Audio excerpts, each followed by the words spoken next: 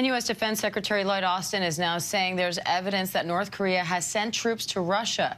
This comes after a video recently surfaced online showing a large group of people appearing to be North Korean soldiers walking in what looks like Russia. The date of the video is unknown. Secretary Austin says the presence of troops poses a danger for regions far beyond Ukraine.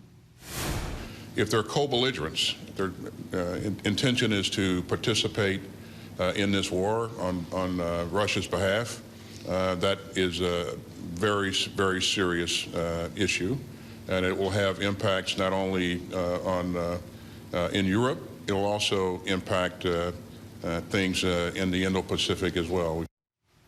And let's go now to Patrick Reevell in London with more. Patrick, what's the main concern surrounding these troops at this point?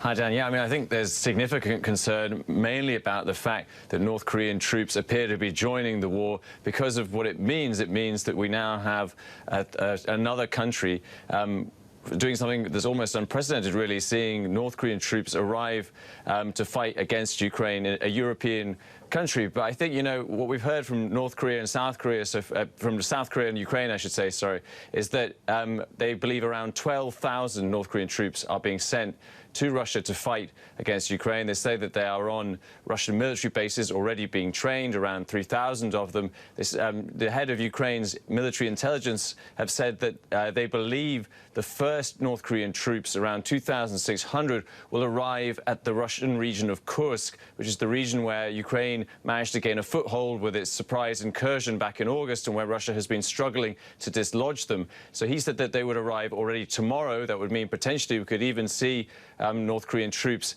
fighting against Ukrainian forces in the coming days. It should be said, though, that Defense Secretary Austin has said that so far the U.S. is not sure what exactly North Korean troops are doing in Ukraine. He says that the U.S. is still trying to work that out. But as you say, clearly, and as we heard him say there, they believe it would be a very serious development if this were to take place, Diane.